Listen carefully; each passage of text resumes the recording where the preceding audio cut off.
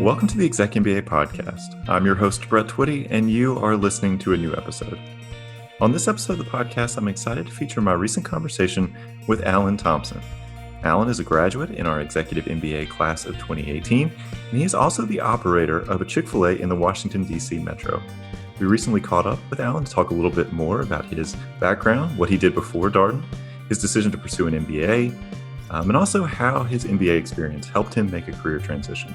So without further ado, here's my interview with Alan Thompson.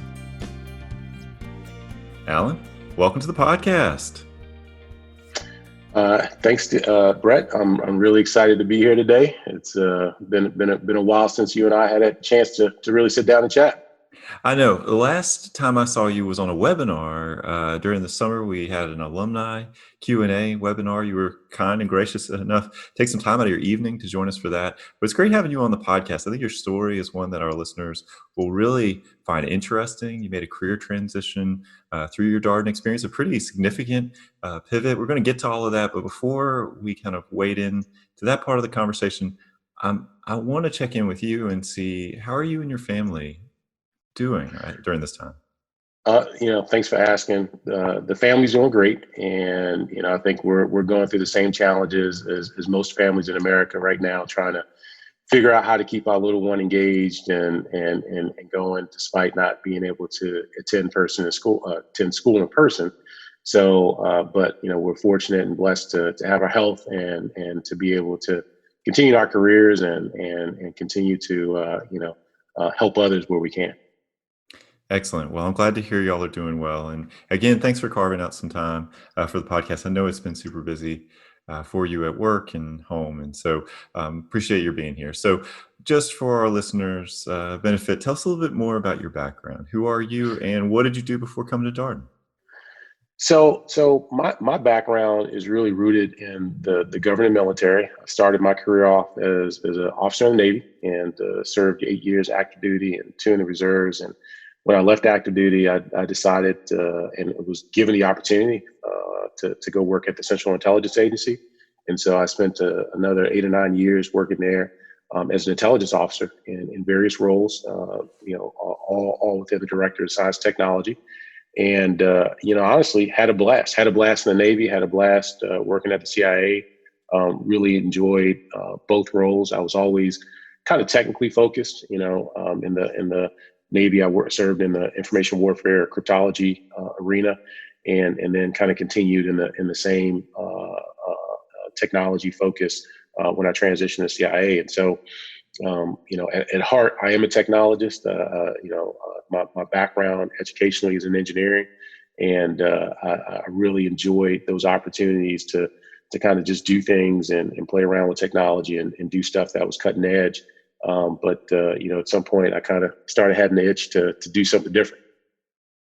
And so I'm curious about your MBA journey. Was an MBA something you had always thought about, or is it something you came to maybe a little bit later in your career? No, I never envisioned having an MBA. I never thought about it. My wife, actually, when we started dating, was at the tail end of finishing up her MBA and hadn't really known or really understood much about what the MBA offered educationally and what it could do for you professionally. And so, I obviously watched her along her journey and just looking at what she was learning and how she was taking it and applying it in her own professional arena. And that kind of started to get me interested. But there was probably, I think, 5 or 6 years from the point that she finished her MBA and until I started looking at getting an MBA myself. And so, I think for me, it was, I started looking across the arena of opportunities that I could pursue and, started thinking, hey, I feel like I need to be better equipped maybe. And I needed something that could help me if I was to step out of the government and military space, better take on a transition and not be totally lost to what, was out there. And so I was able to, start looking into opportunities. And I think the Washington, D.C. metro is one that is just full of different MBA opportunities. I mean, every top school seems to be setting up satellite campuses in or near the district, and so that made it even better for me because my options were many, but I still needed to find the right place for me to go that made me feel at home and made me feel like it was going to give me what I didn't really know I needed, but I know I needed something. And so that's probably how I ended up, coming to Darden. Yeah, I'm curious about what about Darden resonated with you. I know it's been a little while, but do you remember back as you were making your decision, what about Darden stood out? I do. I think it was you mostly, and how you took care of me. As soon as I called and started to inquire and have questions. But obviously it's a great school. It's a top school, top ranked. That was very appealing. I really like the fact that not just in the sense of it being a top ranked school, the faculty was top ranked as well, and so I felt like it was going to give me an opportunity to learn from some of the best. Obviously the convenience of having the exec program, in Roslyn, was something that was very attractive because I live in, Leesburg, Virginia. So that's only a 40-minute drive, 30 minutes, maybe even without traffic.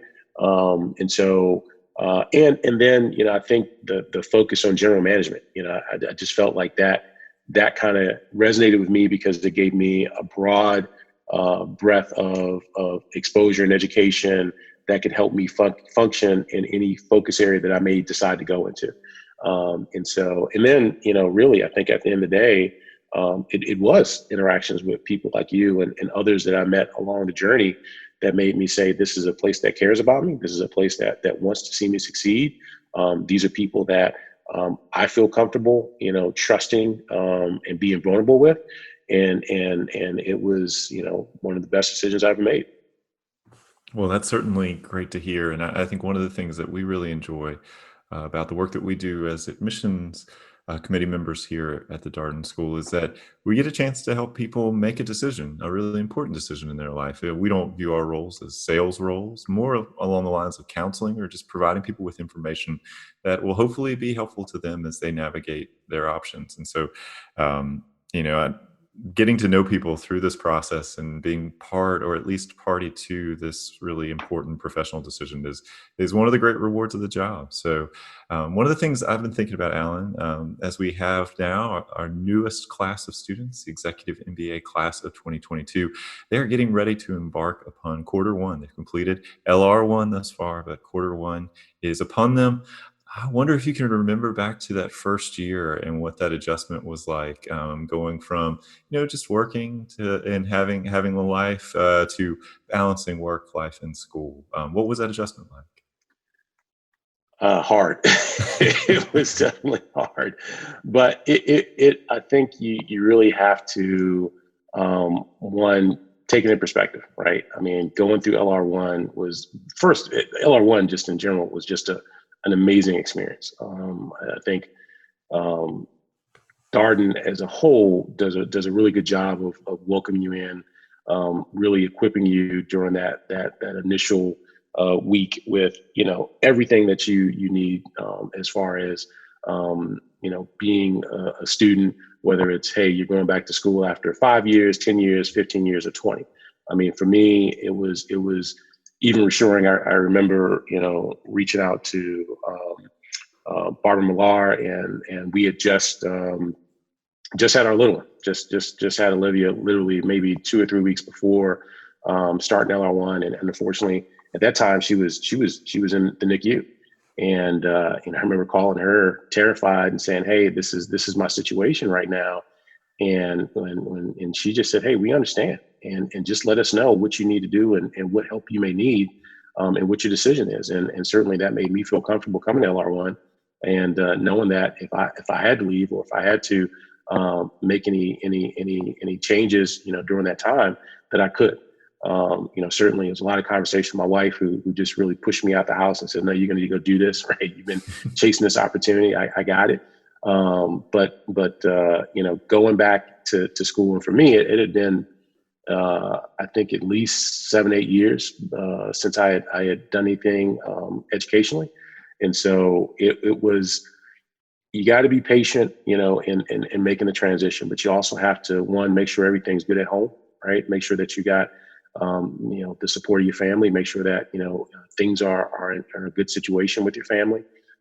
Make sure that, you are allowing yourself the time to, one, dedicate to school, but also allowing yourself some time for recovery as well. I think that's also important. I mean, it's going to be a 21-month grind. And so giving yourself some space to kind of let your brain rest and let your body rest even, I think is important. So it was great. But going into LR1, not knowing what to expect and probably having a little bit of self-doubt going into it, because, you go into a school like Darden, the assumption is everybody there is extremely talented. And there is certainly a tendency, I think, for a lot of people, and certainly for myself, to doubt yourself, right? You kind of have imposter syndrome, like, they made a mistake with me. I shouldn't have gotten admitted, but somehow they let me into this place. But day one, when you start meeting your cohort and you start having conversations with colleagues, and as you engage in discussion, whether it's starting on the case method, or just having one-on-one conversations on breaks, you start to feel at home, you start to feel at ease, and you start to realize, hey, I do belong, and that my opinion is valued, that I do have something to offer here, intellectually and in other arenas. And so don't worry about whether or not you belong. If you got accepted, you belong, right? The next question is, how do you get the most out of the opportunity while you're there? There's so many good points there. We try to make a point every orientation to tell the students that they have earned the spot in the class, that they are there for a reason. And because we know that there are many students thinking, and maybe all of the students are having the same thought that you expressed, oh gosh, am I even supposed to be here? And it's so important for people to know, yes, you are. And what's fascinating to me, Alan, about all of that is, everybody is incredibly talented, super accomplished. They've done lots of great and interesting things personally, professionally, and yet the first day of school is still the first day of school. Sitting in orientation, it still makes people a little bit nervous as you embark upon a new experience. That's always been fascinating to me. As someone who's maybe a little bit a part of that experience, having sort of helped students get to that point, but now sort of students are moving forward with the program. I'm curious to hear your thoughts on sort of the sort of going back to school and kind of reusing some of those muscles, and maybe getting back into school mode again. It sounds like it took a little bit of time. It did. It certainly did. It will feel, for everybody, I think it's going to feel overwhelming, right? I mean, you have a lot of prep leading up to LR1, and then coming out of LR1, you got just as much, work as you go into the quarter, and it's going to feel overwhelming. But I think, kind of setting up a process for yourself that again allows you the time and space that you need is going to be important. You don't want to wait until, if you got class on Friday, you don't want to wait until Thursday to try to, read through all your cases. You've got to carve that time out from work or family, and set those boundaries up appropriately to be able to kind of, gently work your way back into it. As you get in time, you'll get more proficient about moving through your cases, setting up meetings, doing all the work that you need to. But initially, it's going to take a little bit to kind of flex those muscles and kind of redevelop them from the time that you were in school. And again, the difference now is for a lot of folks, they may have families, that maybe the last time they were in school, they were single, no kids, and now you have to juggle that. Plus, for a lot of people, they're already doing well in their careers, and so they're in positions that already have a lot of responsibility and authority, and so it's going to be a bit more challenging to juggle. And that's why I think you have to be incredibly disciplined about the use of your time, where you placing that time. And again, a lot of it's going to be communication. A lot of it's going to be, hey, If you're married and you have a spouse, letting them know, I'm going to need 2 or 3 hours, this evening just to focus on this, right? And doing that as far in advance as possible, so that the expectations are set, and so that way, if there's something that they have to cover down on with the kids, or there's something that you just can't support, that they know, right? And they can give you that space that you need. But it did take, I think it took probably almost half a quarter, to really kind of get back into the rhythm of being in school again, and having that discipline, setting aside that time that you need, working it into your schedule the way that you need to. And then, like I said, as time goes on, you do become more proficient. And that's another great thing about, the setup with, the program, is that, you have learning teams. And so as you progress, you kind of understand better the strengths and weaknesses across your learning team. And as you divide work up, you kind of play to those strengths and weaknesses as much as you can. Obviously, in some areas, you want to allow folks to develop. And so even if something's a weakness, you may still want to let them take a portion of that project or that assignment to let them develop that or work on that.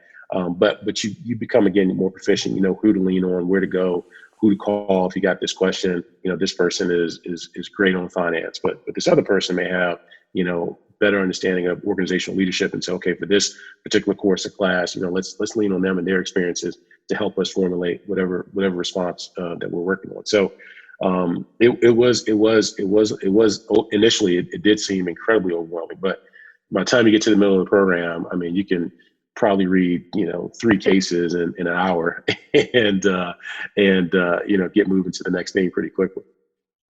So it gets easier. You get better as a student, and I also think the nature of case reading is you start to figure out what's important and how to digest a lot of information in a short period of time, which is pretty significant executive function, right? If you're going to take on more responsibility in your career, you have to be able to synthesize a lot of information quickly and have a perspective, or at least that's how I've always thought about it. No, you're 100% right, and not just that, but I mean, just the case method in general helps you develop the ability to quickly analyze and digest information and formulate an intelligent response, right? There is, I would never say, don't do the old method of just read the first sentence and the last sentence of the paragraph and you're good, right? That I would not encourage that, but you do quickly get to understand, okay, let's understand the relevant facts of the case. Let's look at how we need to synthesize that information. And again, even in class during those discussions, you're using a lot of those same tools to, as you get, a cold call and all of a sudden you're on the spot to respond. You've been tracking and following along with the discussion and able to pick out those key points and give a very quick and fluid response to the professor. So it is one of the intangible benefits, I think, of going through Darden in the case method, that you are, as you say, as an executive, able to better digest, understand that information, and then provide a response that's relevant to whatever the problem set is. So you made a career transition through the program. Curious about how you figured out what you wanted to do. It sounds like it was something on your mind before you started. At least part of the motivation to get an MBA was perhaps broaden the set of opportunities available to you. But how did you figure out what you wanted to do? That's a great question. So that was a process in itself that was greatly helped through Darden. And I would say, I mean, I think the career resources that you have at Darden are top notch, and being able to sit down with professionals to better understand how you should prioritize, the things that matter to you. For me, it was Connie Dunlop, hands down. I mean, she, after talking to her, I mean, it kind of helped me make a very clear and well articulated, I guess, focus, on where I want to go and where I want to take my career. And so, and a lot of conversations with my cohort, with classmates, sitting down with them and just kind of talking about life, outside of the classroom and better understanding where those priorities, lie. But for me, like I said earlier on, we had just had our daughter Olivia, and I was fortunate that I was climbing the ranks pretty quickly at the agency, and was given a lot of opportunity and responsibility there, but also saw sort of the path ahead, right, which was longer days, long nights, and quite frankly, more time away from my family. And when you go through sort of a frightening experience to start out, having your kid in the NICU, you look and say, okay, where are my priorities at? And I kind of looked at it also from the sense of, all right, well, by the time I retire, my daughter's going to be grown. She won't want to spend any time with me at that point. So I need to get the most out of it now, while I can. What opportunities are going to give me that fulfillment that I'm seeking and be able to balance home life the way that I like. And that's what really kind of drove me to start looking at different opportunities outside the government. Like you said earlier, I mean, I kind of knew I wanted something different, but I wasn't sure what that was. And I felt I needed another set of tools and something to help me kind of understand and focus that. And that's where Darden came into play. I end up kind of looking at really three opportunities, I guess, when you really look at it. Right before I left, I mean, I was offered a very lucrative position within the agency, and I was really excited about that opportunity. I was also talking to a venture capitalist firm about doing a tech startup, and they were really supportive and had some great people behind me. Actually, another Darden grad had kind of introduced me to this VC firm. And then lastly was Chick-fil-A, and I had two really good friends from college. I attended the Naval Academy for undergrad, and both of them had become operators. And it just at that time, I was traveling to the two parts of the country where they were located, and I would visit with them often and their families. And as I had conversations with them and really got the chance to observe what their life was as an entrepreneur, as a business owner, it really started to kind of pique my interest. And this was all in conjunction with, taking, the professional advancement course, PAC, also with, having those conversations with Connie and also, other classmates at Darden within the cohort. And again, it kind of just helped me shape what my priorities should be. And it's certainly for me, it's family.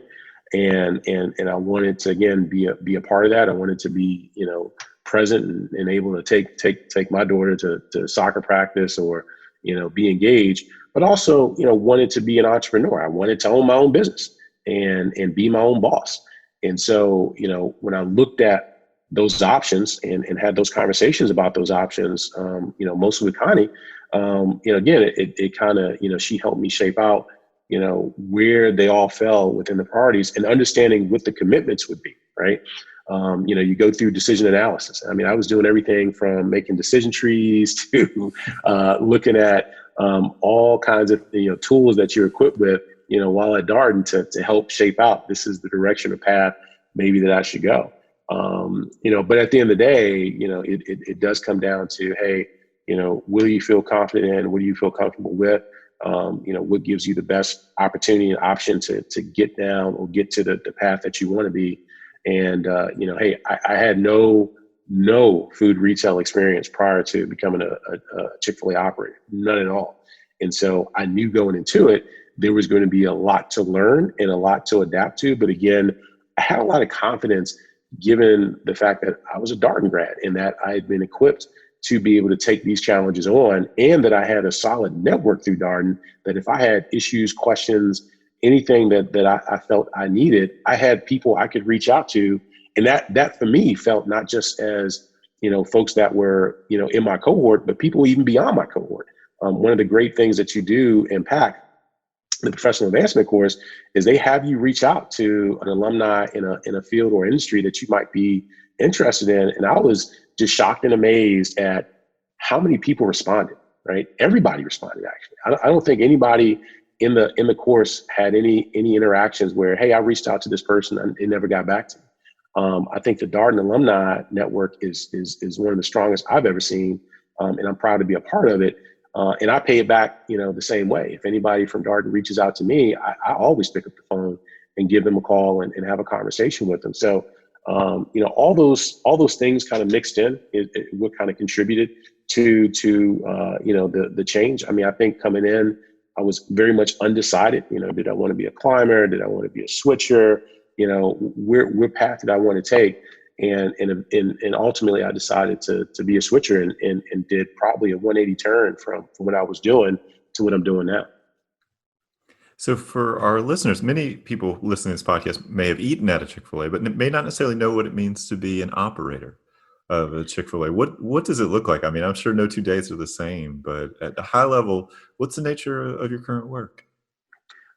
It's all encompassing. It's all encompassing. I mean, and this is the fun part for me being a business owner, is that you're involved in every aspect of the business, right? From technology implementation, even for an industry like ours. I mean, there's a lot of tech, so that kind of keeps, scratches that itch for me. But, from marketing to finance to, you see what we're going through right now with the pandemic, understanding the economy and the impacts within the business.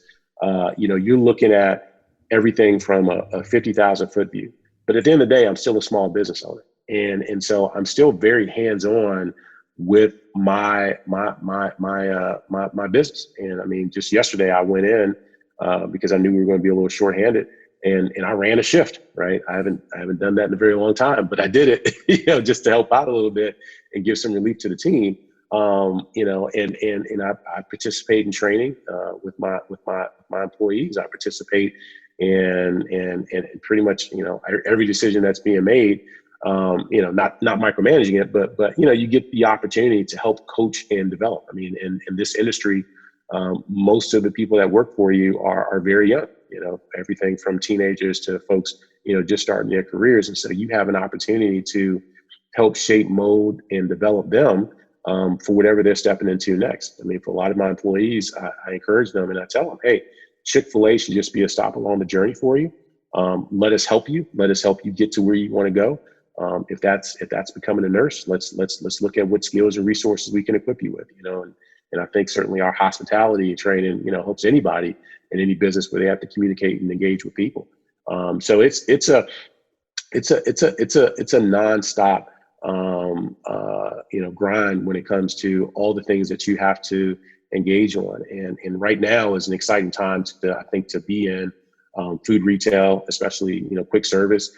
Just because of all the evolutions that we're going through. I've just before this, sitting down with planning a meeting to sit down with a company that's unveiling a new technology that helps delivery drivers. I mean, delivery sales have shot through the roof for just about every business in America right now. And this particular company helps with dealing with the congestion within, urban areas, which where my store is located, and helping delivery drivers find parking spaces, know how long they're gonna have to wait to either get a parking space or how long they have to be in a space before, they need to move. And so, where I'm at within the Columbia Heights neighborhood of Washington, D.C., I mean, it's sort of the epicenter of the city. I mean, we're literally, if you look at D.C. on the map, we're right in the middle of it. And so it's very congested. And so being able to, have discussions with companies that are pushing, new technologies such as this, I love it. It's exciting. Just this morning, I was pushing out promotions to encourage people to use Chick-fil-A delivery. And so you have all these tools that you can leverage as a business owner. And again, you're making decisions. The name of the game here is making money, right? And so, I can't always do all the things I want to because, there's an expense, there's a cost to it, and you gotta weigh, what the benefit is versus the risk. But certainly it's, again, having all the exposure that I did at Darden makes me far more confident to step into these roles and have these conversations. I mean, even things from negotiations, sitting down with, even before it was a big deal about delivery fees and cities starting to cap those. I mean, I was at the table negotiating very hard with a lot of these delivery companies to get those fees down. And I was very successful at doing that, but I couldn't have done that if I hadn't gone through Darden and taken negotiations, right? That gave me, again, a confidence to understand what my BATNA is, right? With giving you the tools to say, this is what I need to go into this situation with. So, I can't, say enough about the opportunity. It's a big brand. It's a fast growing brand, and I'm very proud to be a part of it. Um, and being able to be in my community and help in my community and help my employees. I mean, those are things that really bring me, joy and satisfaction in this role.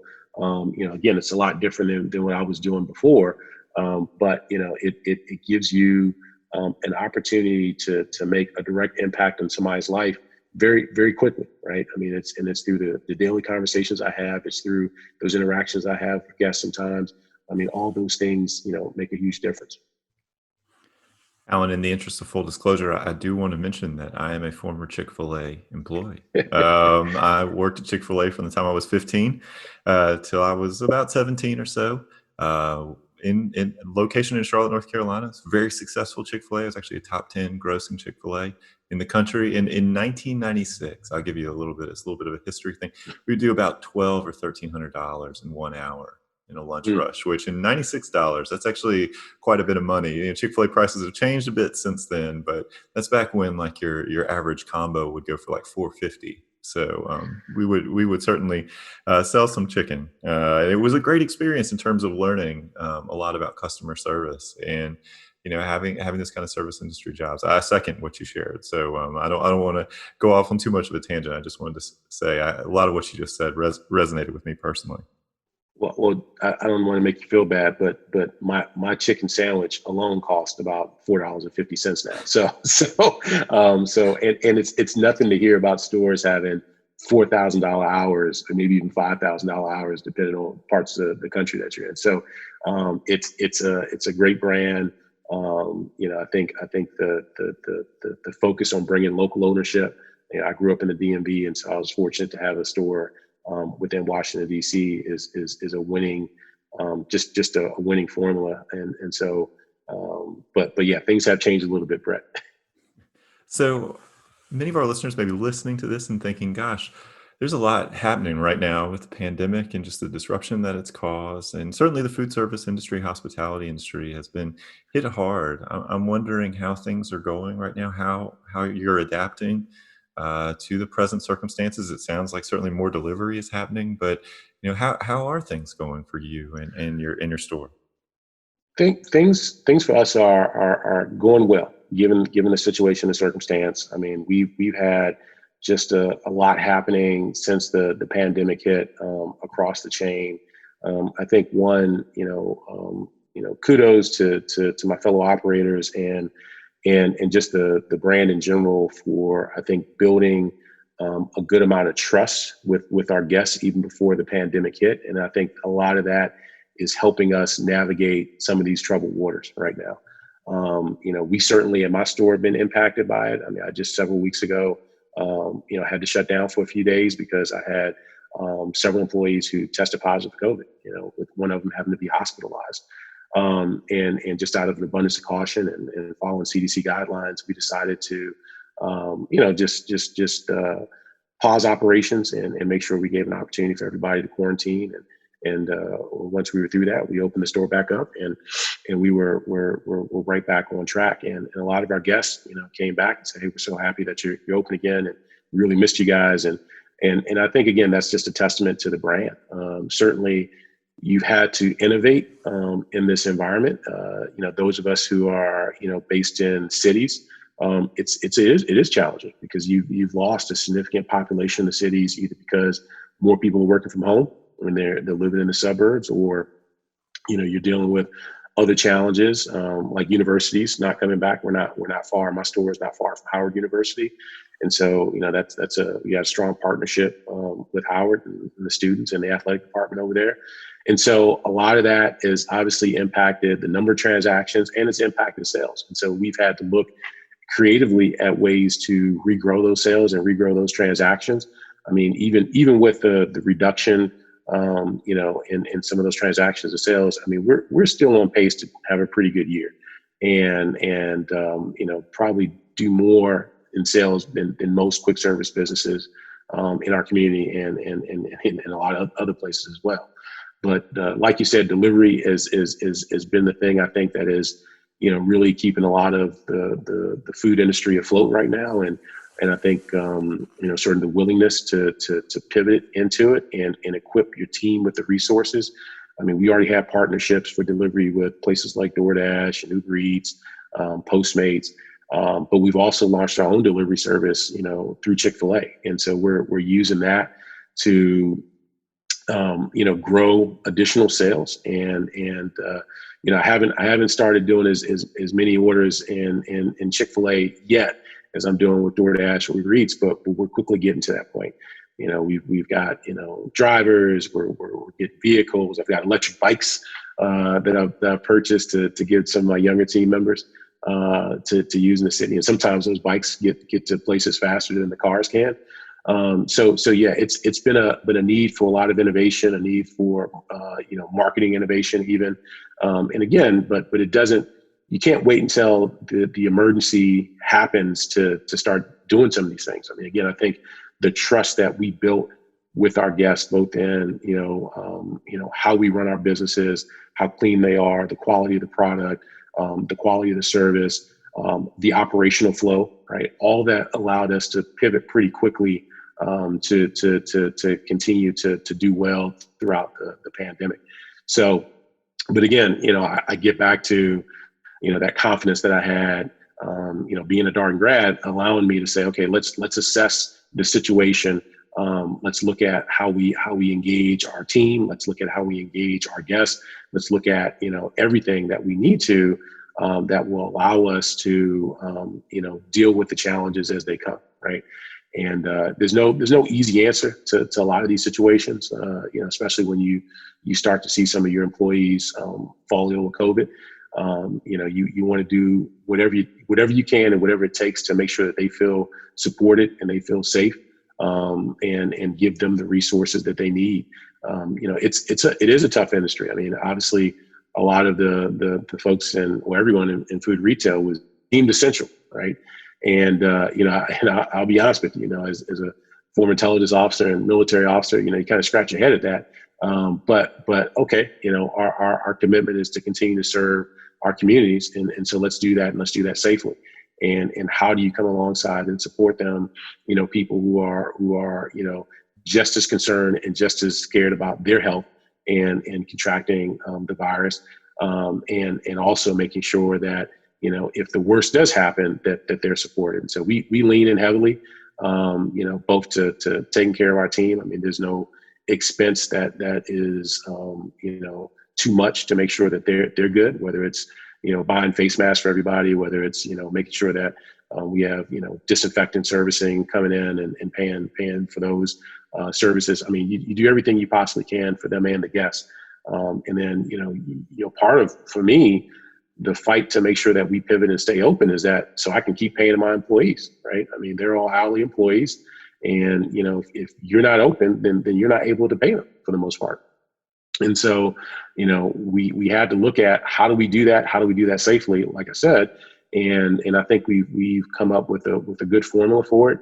And we're supported by Chick-fil-a, and unfortunately, when the worst did happen, it was an easy decision for me to say, hey, look, we're gonna take this pause. We're gonna close down for a few days, but I'm gonna make sure I pay you guys, right, and that you're going to be okay. I don't want you worrying about missing a paycheck and not being able to take care of your obligations at home. So it's you step into these roles and within leadership, whether it's in a quick service business or you're still in government or any other place, you've got to have resources and tools available, to go through these decisions and try to make the best decision that you can for your folks. Well, Alan, I so appreciate your candor. I know it sounds like just a lot right now for you and your employees, but I'm glad to hear that y'all are weathering everything, and it sounds like even with everything going on, still having a pretty good year. I will sort of close here by asking you the question that we ask all of our podcast guests. Any advice that you have for prospective students and people who are listening to this podcast, thinking potentially about getting an MBA? Anything you might share with them? First, choose Darden, right? So that's the first piece of advice. And then two, enjoy the journey. Really, yes, there's going to be tons of cases and tons of classes that you're going to take. But I think the biggest thing is going to be the relationships that you make with the faculty, with your fellow classmates, and just all kinds of folks that you encounter along the way. And I think you really focus on those and cultivate those relationships. I mean, there's quite a few people from my Darden cohort that I talk to on a regular basis, and we chat about our journeys, where we're at professionally. We talk about our families and what's happening there. And we still, before the pandemic, we would get together every once in a while and hang out. And I expect the same thing to happen, when we get through this. So, these are folks that, I genuinely love as family. And, these are people that I feel I can be vulnerable with and share my challenges and my concerns. And, it really does help, I think, to, have that support network in place, not just while you're going through Darden, but even post Darden. And because, life doesn't stop throwing you, curveballs, right? We see that now. Nobody knew in January that we'd be facing a pandemic come March, and that seems to have no end. So, I think being able to, have folks that you can, laugh with and cry with, is something that's very important to your own health, mentally, emotionally, and spiritually. And I think, for me, I mean, I've got some of those partners, through Darden. And so enjoy the journey and, build those relationships, take advantage of every opportunity you get to travel somewhere if you get those opportunities, and have those conversations, those dinners with faculty and learn from them, build those relationships. I mean, it's going to be a blast. I can guarantee you that. It's hard work, yes, but you're going to enjoy every minute of it. I think at the end, when that last weekend together, doing LR2, I mean, we shed a lot of tears because, we just knew that we wouldn't have the opportunity to see each other, so frequently, but we still try to keep up with one another and make sure that we're doing okay. Well, Alan, thank you again for coming on the podcast. Glad to hear you and your family are staying safe and healthy. And obviously, same wishes to everybody there at the Columbia Heights Chick-fil-A. Appreciate everything you're doing to support each other and the community. And best of luck in the months ahead. Thanks for the opportunity, Brett, and love what you do for Darden, and just wish everybody at the Darden family the best, and look forward to seeing everybody again once we get through the pandemic. And that was my interview with Alan Thompson, a graduate from our Executive MBA Class of 2018. As always, if you have any comments, suggestions, requests, anything you'd like for us to cover here on the podcast, we're all ears. We can be reached at exec, that's EXEC, MBA@darden.virginia.edu. Until next time, stay safe, be well, and thanks for listening.